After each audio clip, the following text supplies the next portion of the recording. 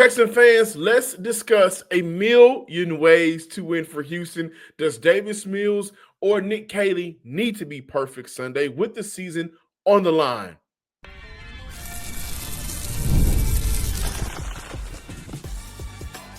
You are Locked On Texans, your daily podcast on the Houston Texans. Part of the Locked On Podcast Network, your team every day. Battle Red Nation, from H-Town to your town. Today's episode and every episode of the Locked On Texan podcast is for Texan fans all around. Major game on Sunday. Some would classify it as a win or fire up those mock drafts type of game. And so let's dive into, does Davis Mills need to play the hero, or does this need to be a masterclass performance from offensive coordinator Nick Caley? Also, a win would keep Houston playoff hopes alive, but what would a loss indicate? And I'll end off today's show just having a therapy session. Let me know how you feel about this Houston Texan team in the comments. Tweet me on social media or Instagram, but I'll be going through the YouTube comments where y'all have been pretty upset with this team. To my everydayers from the Himalayas, thank you for making the Locked On Texans podcast your first listen of the day. And to the newcomers of the show, welcome in. I'm your Texans credential media member and football analyst, John Hickman. Today's episode is brought to you by Game Time. Download the Game Time app and create an account. Then use code LOCKEDONNFL for $20 off your first purchase. According to ESPN, Houston has a 10% chance to make the playoffs. As of right now, wins has a tiebreaker over Baltimore based on head-to-head win percentage. Mills will be counted on to keep Houston playoff race alive, keep them in the playoff race, right? Hear from Davis Mills on being ready, playing with Nico and the rookies, and areas in his game he would like to be better in this Sunday. Yeah, I mean, obviously I'm ready. That's kind of how I prepare week in, week out. I've always had the mindset that, I mean, you could play at any given snap. Unfortunately, what happened to CJ in the game, I got thrown in there, but, I mean, that's what I get paid to do. Always be prepared, and it's nice having a full week of practice going into this game to attack this defense and go out there and lead the guys. I mean, normal, I guess, NFL practices, the backup quarterback's not getting most of the reps throughout the week. So it's nice having a game plan built around you and being able to rep all those plays throughout the week to see the different defensive looks from the look team and go out there and execute the plays early in the week so you can kind of make it work on Sunday. It's going to be a lot of fun. Obviously, got drafted here with Nico back in 21. Have thrown a lot of footballs to him over my time. And then this offseason, when the rookies were new to the team, I got a lot of reps with them in the spring and during camp and built a lot of trust with those guys. So it's going to be good to continue working with them and spread the ball around. I think continue spreading the ball around. I think I did a good job, but I think kind of going in there not having repped all the looks during the week. Obviously, I'm mentally prepared, but sometimes physically, like, everything's a little sped up. So kind of just keep myself calm in there, go through my reads, continue spreading the ball around, and use my feet when I can to make some plays.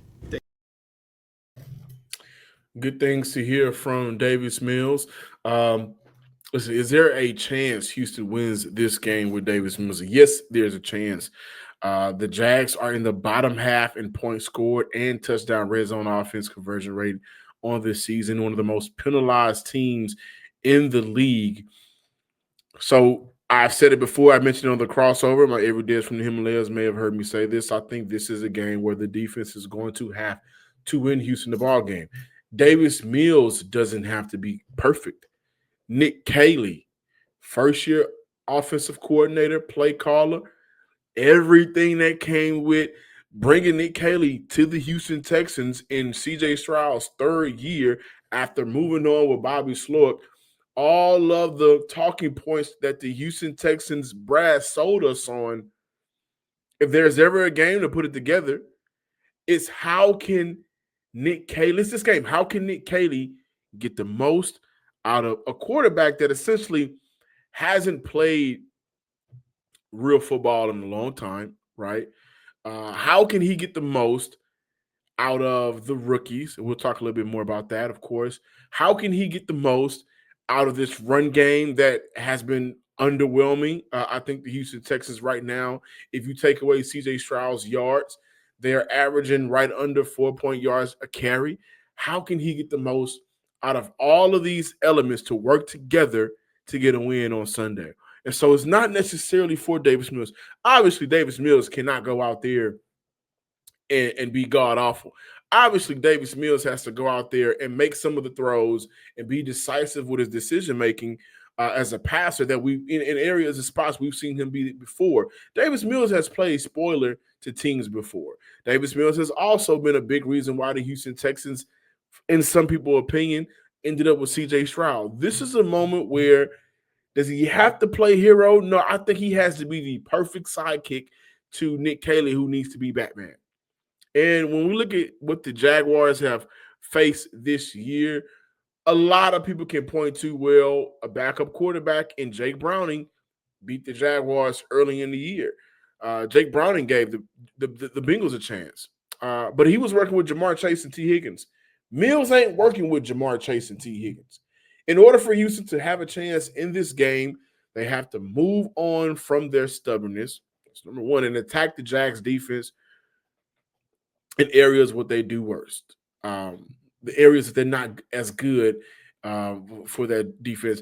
And that is getting the passing game going early on first down. The Jags defense this season, 10 completions or nearly 16 attempts on first downs for 117 yards per game. Houston's offense, 7 completions on 11 attempts per game. Plus, the Jags have traditionally, throughout this year, increased their blitz percentage per down. If that trend continues against Houston, which why wouldn't it, then Nick Caley, who feels like, he's fighting for his job right now, has to recognize that trend to get Davis going early when the pressure is not as high.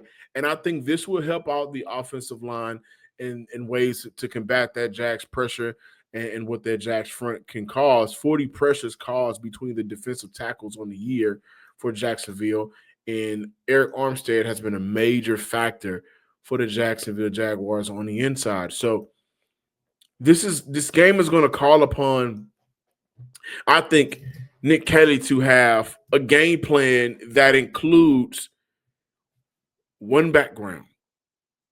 Throughout this year, it's been a mixture of his New England background and his Rams background. And at times that has hurt everybody involved. The main reason why this Houston Texans offense, when they play up against formidable defenses, they've had issues, especially when they get to the red zone. I understand that. But they're not going to have CJ Stroud in this game. So I can't necessarily put the blame on a backup quarterback. I can't put everything on the shoulders of a backup quarterback. It has to be. We have to look at Nick Caley and ask him, what are you going to do to get the most out of this quarterback situation that your head coach has already mentioned? He wants to see Nico Collins get the ball more, right? The numbers show when Jalen Noel is out there on the field, this offense moves a little bit better. How will he be able to schematically win this game from the sideline? I think that's what we all need to keep our eye on. Now, listen, if Houston wins this game, playoff hopes and prayers are answered. The hopes are alive. But if they don't lose this game, what would the loss indicate in season for Houston and also moving forward? That will be the talking point when we return. But first, Texan fans, perfect opportunity to let you guys know about Mint Mobile. If you are still overpaying for wireless, it's time to say yes to saying no. At Mint Mobile, their favorite word is no. No contracts, no monthly bills, no overages, no hidden fees, no BS. I said yes to making the switch and getting premium wireless for $15 a month. In this economy, who can beat that? Mint makes it simple. All plans come with high-speed data, unlimited talk and text, delivered on the nation's largest 5G network.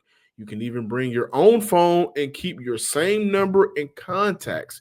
Ready to say yes to saying no? Please say yes to saying no with Mint Mobile. Make the switch at mintmobile.com/lockedonnfl. That's mintmobile.com/lockedonnfl. There is an upfront payment of $45 required, equivalent to $15 a month. Limited time new customer offer for the first 3 months only. Speeds may slow above 35 gigabytes on a limited plan. Taxes and fees extra.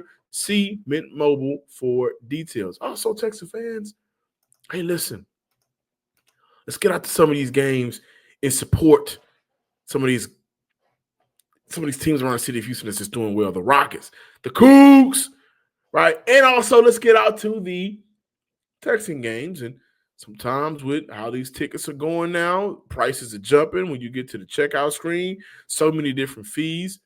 Game Time makes it easy to get your butt into the stadium to cheer on your teams. And I get it, getting tickets can be a hassle, but not with Game Time. That's why I use Game Time. The app gives you the advantage, gives the advantage back to the fans. Game Time is fast, easy, and backed by the Game Time guarantee. You'll always get 100% authentic tickets delivered on time at the best price. Plus, all fees are included, so the price you see is the price you pay. The app is made super simple. Also, check out zone deals. You pick the section, Game Time picks the seats, and you save big. Honestly, it's faster, cheaper, and less stressful than any other way I've bought tickets. Download the Game Time app, create an account, and use code LOCKEDONNFL for $20 off your first purchase. Terms apply. Again, promo code LOCKEDONNFL for $20 off. Swipe, tap, ticket, go. Download Game Time today. Welcome back, Texan fans, as we continue the conversation on the outcome of Sunday's game. A win, great for Houston, right? At the very least, they get to 4-5. The playoffs still seem attainable at that point. A loss, what would their loss indicate? A hard reset in the future. And a hard reset comes from the very top. Not D'Amico, not Nick Caserio, the McNairs. So before I even dive to that, it's important to view how this thing started for Houston, how we even got to this point. A lot of people, and even nationally on ESPN, they looked at how things ended in 2024, and a lot of the blame was placed on Bobby Slowick. And I see a lot of tweets, I see a lot of the posts, I see a lot of the comments.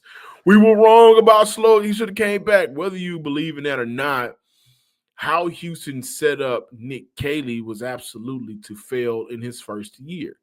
And I think what's been unfair to him, and we haven't talked about it a lot, or at least enough, is what was the agreement for Nick Caley coming to Houston? Was it agreed upon that, hey, man, we're going to give you a 2-year window to figure this thing out? But now it feels like, does he come back for a second year? Should they scrap it all? And that leads us back to the McNairs. A loss, I think, would indicate, and it should be one of the final nails in the coffin. Of course, he'll see the season out, but in general manager Nick Caserio. This is year 3 for CJ Stroud. This is year 5 for Caserio. And the offensive line, Ariante Erster is his best pick yet. The offensive line, especially on the inside, still has not performed to the level of other elite teams in the NFL, whether that's been coaching, the negligence in getting a new coaching, offensive line coaching here earlier than what they did, making the switch, in my opinion, late and bringing in Cole Popovich to be the full-term coach. But that hard reset needs to be made by the McNairs. We're going to move on. Doesn't have to be nasty, doesn't have to be messy, but we gave you 5 years. Yes, we understand you brought us C.J. Stroud and Will Anderson, two cornerstones, both on the offensive side of the ball, on the defensive side of the ball. We appreciate that. We got Nico Collins, got Tank Dell, 4 players, and also we look at Derek Stingley, and then when D'Amico Ryans gets here, we get Kamari, we get Kalen. But offensively, in some areas and ways, this team has taken a step back in the last 2 seasons. That's not good. Also, a loss, I think, would indicate Houston absolutely needing to prioritize the rookies over the vets.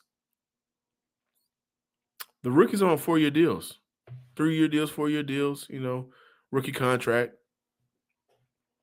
The veterans on this team, like let's start at the wide receiver position. If Houston ain't in the running and race for the playoffs, there's really no need for Christian Kirk to be out there over Jalen Noel. Not to say he shouldn't be out there. He's still getting paid. He still has a job to do. But Houston should absolutely prioritize a player who I think can be a weapon for this team. Absolutely. Houston needs to prioritize Jaden Higgins on the field a lot more, in my opinion, over Xavier Hutchinson.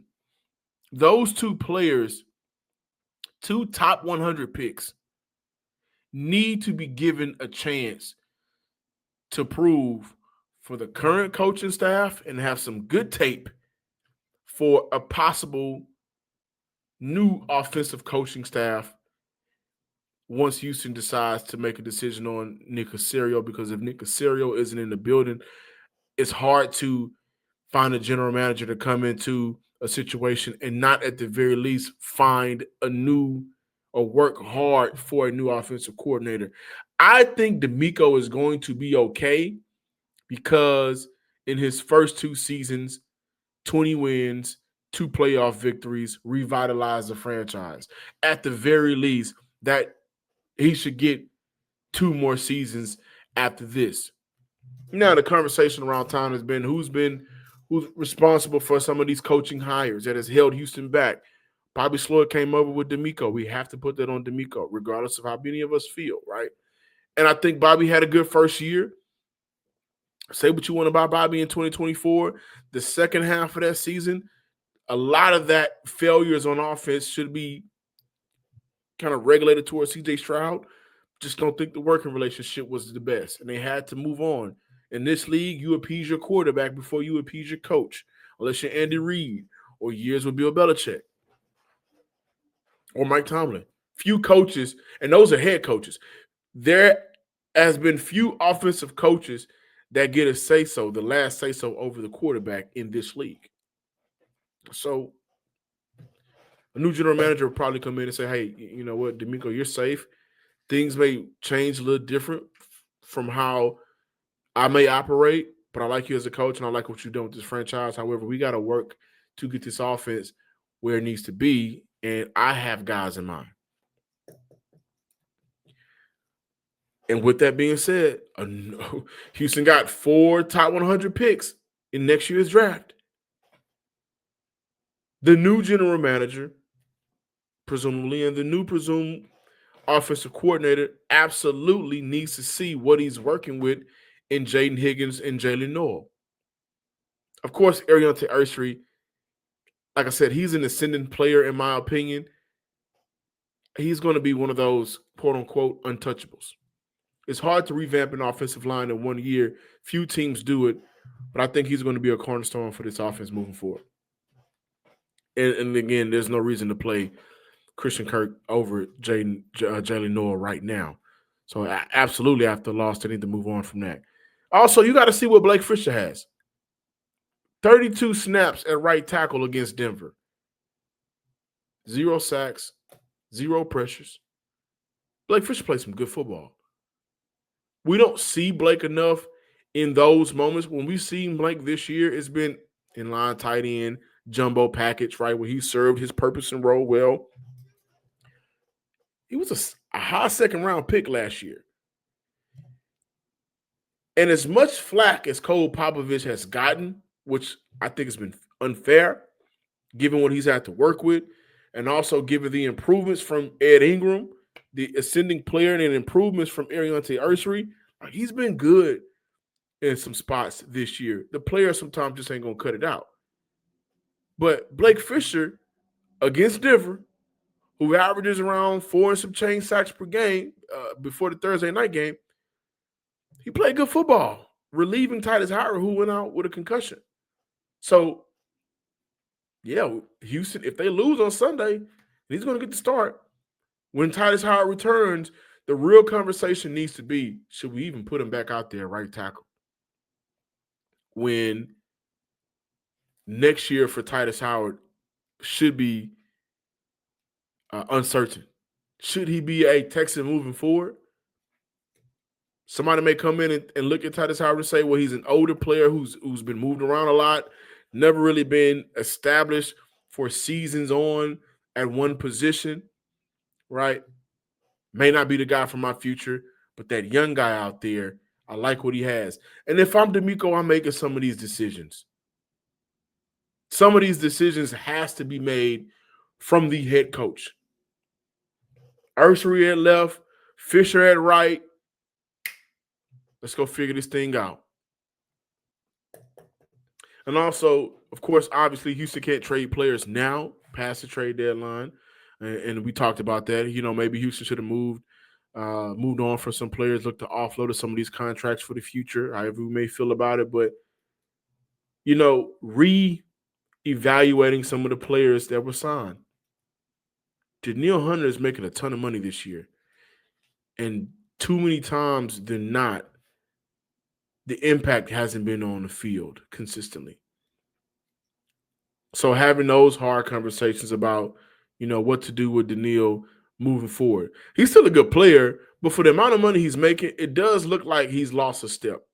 And reevaluating the coaching approach for DeMeco. A loss would indicate that, again, this team would go to 3-6 on the season. Don't see them making a miracle run to make the playoffs. Anything's possible, of course.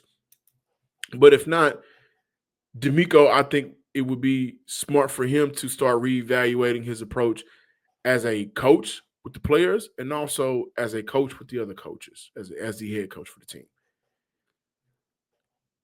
I do want to add this. Jonathan Gannon got hired in Arizona the same year DeMeco did. He has yet to make the playoffs. Now, a lot of that may be due to the quarterback situation. Kyler Murray, they've moved on, put him on IR. Jacoby Brissett will be the starter. Kyler isn't a player that's going to take your franchise and get it to the next level, right? I understand that. Only one playoff appearance in Kyler Murray's career in the NFL. But I don't see a lot of Arizona Cardinal fans calling for the job of Jonathan Gannon. Like I've seen too many Texan fans calling for the job of DeMeco Ryans. Should we be critical and criticize him in certain spots? Absolutely. But DeMeco Ryans, I think, is a well above average coach. And that's just me being humble. I think he's a damn good coach. But there are flaws in his game that may need to be looked at and improved on. Important conversation to have. When we come back, again, that's what a loss would indicate for this team. But let's have a therapy session. Cry your eyes out. I'm here for you. Sit down on the couch and let's talk Texans together as this season has been disappointing.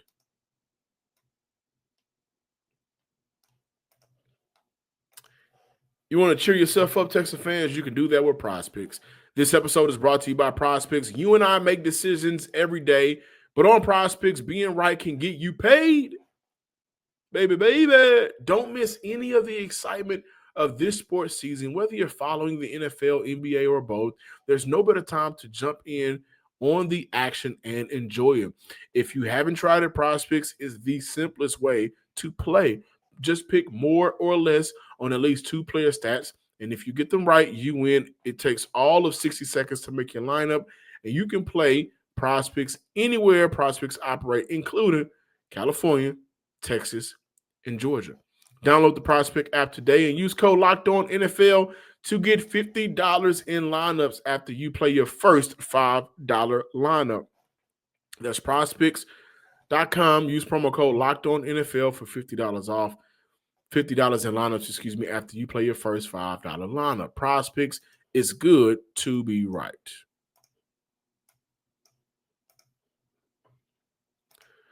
Texan fans, let's sit on the imaginary couch. There's a soft pillow. There's some lo-fi music playing. And let's grieve together. Educated Rapper 3. Okay, Educated Rapper. I don't even want to watch this game. Even if they win, it still feels hopeless. That's the full Houston Texans fan experience 2025. We got to watch the game. I got to watch the game, right? I'll be at the game. And I'm honestly, I want to see how the offense will be tailored to the strengths, whatever it may be for Davis Mills, in order to get the best out of Mills, the best. And it can't be just chunking the ball to Nico Collins 20 times a game, right? Houston can't ignore Dalton Schultz. Houston cannot ignore the rookies. And I didn't even mention when I talk about prioritizing the rookies over the vets, it's no reason for Houston to keep moving on with Nick Chubb as the starter at this point. But it's important to watch the game, guys. We may see something that we didn't think we was going to see. I know how some of y'all feel. Jarrell Scott, 5203. Why are we paying Hunter $20 million? I think he's making a little bit more than that. $20 million was the signing bonus. It feels like for Houston, for Hunter, Daniil, he just hasn't been himself this season. He's still been a very good player. Just feels like a split second, maybe a half a second too late. And the pressures are great. Both Will Anderson and Daniil Hunter are top 5 in pressure rates this season. That's great. But the pressure rate for Daniil has not consistently led to sacks for Daniil. And I think he's been a little bit better in the run game this year. Granted, he's always been somewhat of a good run defender. But that type of money, the expectation is a lot higher. 4 sacks on the season for Daniil Hunter. And I look at the game log this year. He hasn't had a sack since Tennessee. So currently he is on a 4-game sackless streak. He's making a ton of money to not have that sack impact, to help take 2nd and 7 and turn it into 3rd and 12. And I'm sorry. He's a player that Houston needs to have a tough conversation with themselves internally and ask themselves, do we see him playing winning football for us moving forward? Or can we take that, maybe move on from him with a team that will take on at least half of that contract and use that to use the assets and resources left over to create a better offense moving forward? Here's another one. Sean Rogers, Davis Mills can sling that MF. I know what you mean. When he gets in groove, he's not a bad quarterback. Go check his college film. He may not be the franchise, but he ain't a scrub either. I'm going to stop right there. Brother, I am not going all the way back to watch college stats from a player that's been in the league for 5 seasons. Not doing it, brother. I'm not going to watch a current NFL backup quarterback highlights from Stanford 5-6 seasons ago.